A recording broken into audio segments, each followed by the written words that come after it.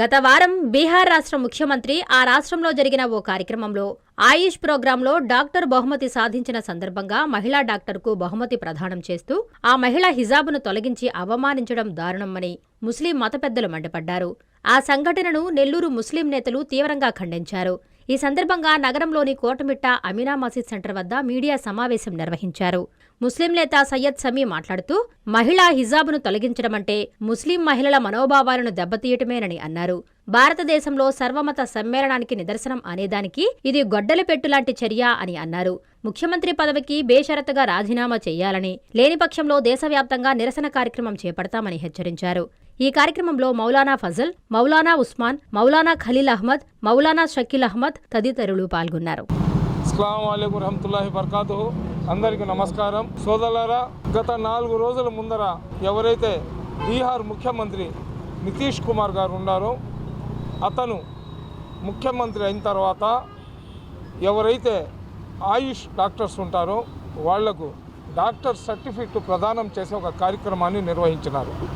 ఆ కార్యక్రమంలో ఎవరైతే ఈ డాక్టర్లు పాస్ అయిన వాళ్ళు ఉన్నారో వాళ్లకు ఆయుష్ డాక్టర్ల సర్టిఫికెట్లు ఇవ్వడానికి ఒక కార్యక్రమాన్ని ఏర్పాటు చేసి ప్రభుత్వ పరంగా అక్కడ అందరినీ పిలిచి ఆ డాక్టర్ సర్టిఫికెట్లు ఇచ్చే కార్యక్రమం అది. ఆ కార్యక్రమం ఇచ్చే క్రమంలో అందరి పేర్లతో పిలుస్తుంటే ఒక్కొక్కళ్ళు వచ్చి తీసుకుంటూ వెళ్తున్నారు. అయితే పర్వీన్ సుల్తానా అని ఒక మహిళ, ముస్లిం మహిళ, ఈ సర్టిఫికెట్లు తీసుకోవడానికి ఆమె ఇస్లాం సాంప్రదాయ ప్రకారం నఖాబ్ వేసుకొని అక్కడికి వెళ్ళడం జరిగింది.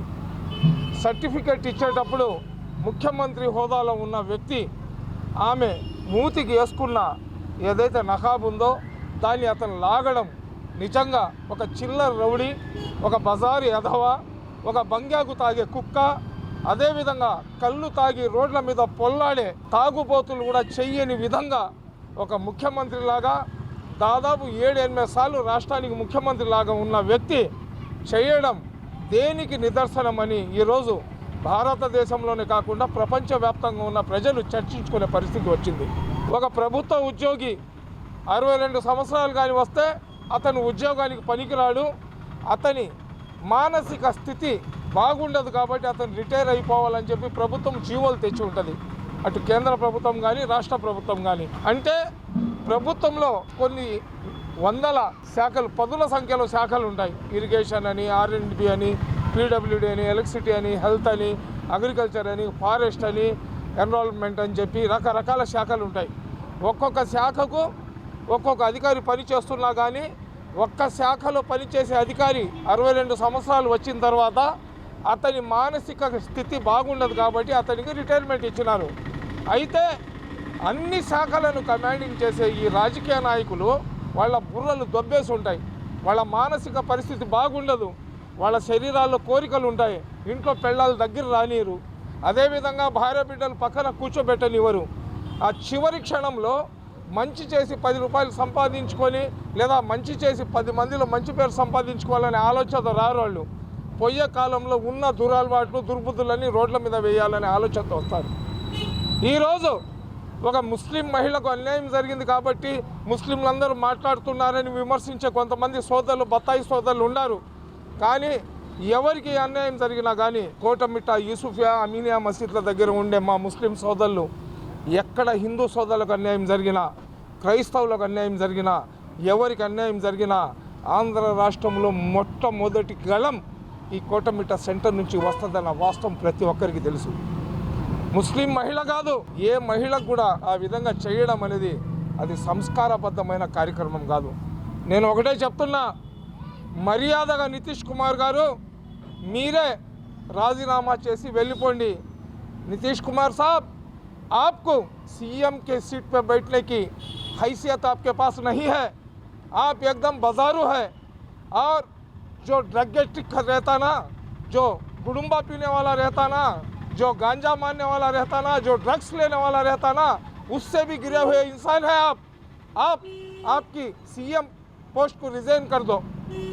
నేను కేంద్ర ప్రభుత్వానికి చెప్తున్నా, అదేవిధంగా నితీష్ కుమార్ గారు కూడా చెప్తున్నా, నిజంగా నీలో చీము రక్తం కానీ ఉంటే నీ ముఖ్యమంత్రి పదవికి రాజీనామా చేయండి, లేదా సబ్కా సాత్ సబ్కా వికాస్, వికసిత్ భారత్ అని చెప్తున్న ప్రధానమంత్రి మోడీ గారికి నేను రిక్వెస్ట్ చేస్తున్నా, నితీష్ కుమార్ని బర్తరఫ్ అయినా చేయండి. ఎందుకంటే భారతదేశాన్ని భరతమాత అని చెప్తారు, దేశానికి తల్లితో పోల్చేవాళ్ళు మీరు. మళ్ళీ దేశంలో ఉన్న ఆడవాళ్లకు మర్యాద ఇవ్వనప్పుడు అటువంటి రాజకీయ నాయకుడు మాకు అవసరం లేదు. అతను చేసిన తప్పు క్షమించడానికి అర్హత లేని తప్పు అతను చేశాడు. సరే, ఇతను ఈ తప్పు చేస్తే ఇంకొకడు ఉత్తరప్రదేశ్కి చెందిన ఒక లఫ్ట్ ఎదవ, పగిలిపోయిన ఫుట్బాల్ మొహం ఉంది వాడిది, వాడు ఇంతలా మొహం వేసుకుని వాడు చెప్తున్నాడు ఒక విలేకరికి, అతను నకాబ్ ఒక్కటి లాగితేనే ఇంత హంగామా చేసేస్తున్నారు, ఇంకా అతను వేరే దగ్గర ఎక్కడైనా తాకేసి ఉంటే ఏం చేస్తారని. అలాగా కానీ చేసుంటే ముస్లింలు ఏం చెయ్యరు. మా హిందూ సోదరిమణులు ఉన్నారు కదా, నితీష్ కుమార్కి ముక్కల్లాగా ఖైమా కొట్టేస్తారు. ఆ యధవ ఎవరైతే ఉత్తరప్రదేశ్లో ఉన్నాడో ఆ యధవ కూడా చెప్తున్నా, అరే లఫ్ట్ యధవ, మీలాంటి దరిద్రులు ఈఎంఐలను ట్యాంపరింగ్ చేసి అధికారంలో వస్తున్నారు. ప్రజా బ్యాలెట్ కానీ ఉంటే, బ్యాలెట్లో ఓటు వేసే పని కానీ అయితే మీ మొఖాలకు మీరు సర్పంచులు కాదు కదా, పంచాయతీ మెంబర్లలాగా కూడా మీరు గెలిచే స్థాయి మీకు లేదు. దొంగ ఓట్లతో దొంగతనంగా అధికారంలో కూర్చొని దేశంలో ఇష్టం వచ్చినట్లు భారతదేశాన్ని నాశనం చేసే ప్రయత్నం చేస్తున్నారు. ఇక్కడ హిందువులకు జరిగిందా, ముస్లింలకు జరిగిందా, క్రైస్తవులకు జరిగిందా అనేది కాదు డిస్కషన్. ఒక మహిళకు అవమానం జరిగిన తర్వాత ఆ మహిళకు జరిగిన అన్యాయాన్ని ఎవరైతే ముందుకొచ్చి దాన్ని నిరసిస్తారో, ఎవరైతే ముందుకొచ్చి దాన్ని కట్టడి చేస్తారో, ఎవరైతే ముందుకొచ్చి ఆ తప్పును తప్పుగా చూపిస్తారో అటువంటి వ్యక్తులు ఈరోజు మన దేశానికి అవసరం. బీజేపీలో ఉన్న నాయకులు కానివ్వండి, పెద్ద సాధువులు కానివ్వండి, ఎవరైతే హిందూ పీఠాధిపతులు ఉన్నారు వాళ్ళు కూడా చెప్తున్నారు, మఠాధిపతులైన హిందూ ఎవరైతే మన స్వామీజీలు ఉన్నారో వాళ్ళు కూడా ఈరోజు నితీష్ కుమార్కి బుర్ర చెడిపోయింది, అతను మెంటల్ అయిపోయినాడు, అతనికి సీఎం కుర్చీలో నుంచి బయటికి తోసేయాలని చెప్పి ఈరోజు హిందూ సోదరులే చెప్తున్నారు.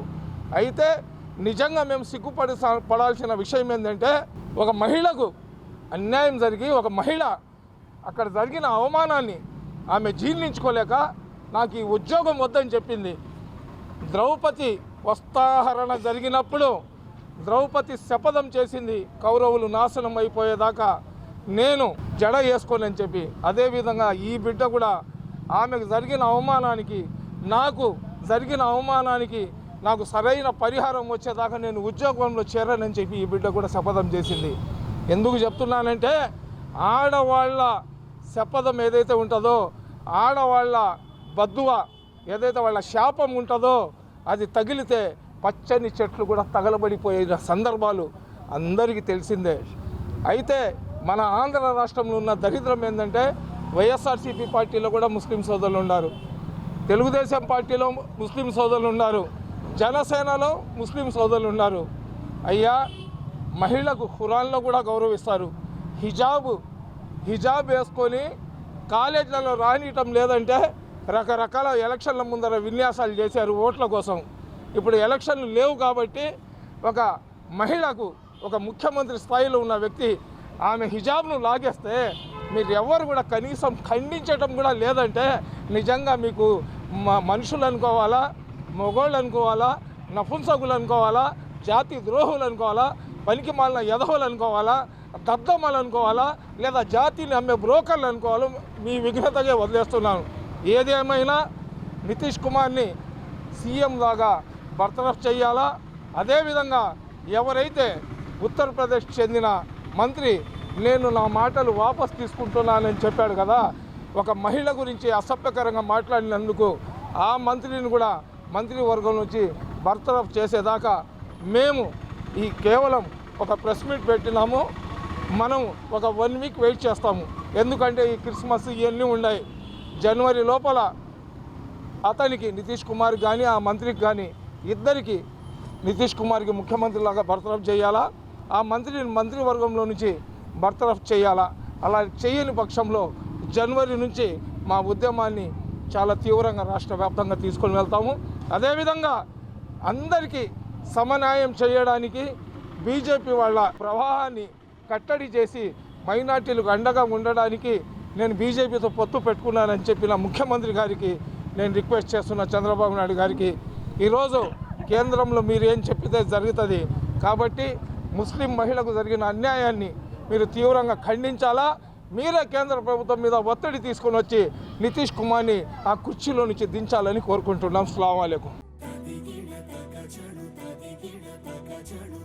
మీ చందన స్వర్ణ మందిర్లో సంక్రాంతి స్వర్ణ సంబరాలు. 5,000 రూపాయల బంగారు ఆభరణాల కొనుగోలుపై ఒక గిఫ్ట్ కూపన్ పొందండి. ఒకే కూపన్ పై డైలీ డ్రా లేదా వీక్లీ డ్రా లేదా బంపర్ డ్రా గెలుచుకునే అరుదైన అవకాశం. బంగారు ఆభరణాల తరుగు VA పై 25% ఫ్లాట్ తగ్గింపు. డైమండ్ ఆభరణాల డైమండ్ ధరపై 20% ఆఫ్. సిల్వర్ రెగ్యులర్ ఆర్టికల్స్ పై తరుగులేదు, మజూరీ లేదు. పొదుపే బంగారమాయరా. చందన స్వర్ణ మందిర్ మీకందిస్తున్న 2 బంగారు పొదుపు పథకాలు. ధన ఉత్సవ్, స్వర్ణ Utsav. Flexi advance purchase plan లో చేరండి. బంగారు ఆభరణాలపై 18% వరకు తరుగులేదు. చందన స్వర్ణ Mandir, area hospital road, Adoni మరియు ఆర్టీసీ బస్టాండ్ ప్రక్కన GNT రోడ్, సూళ్లూరుపేట.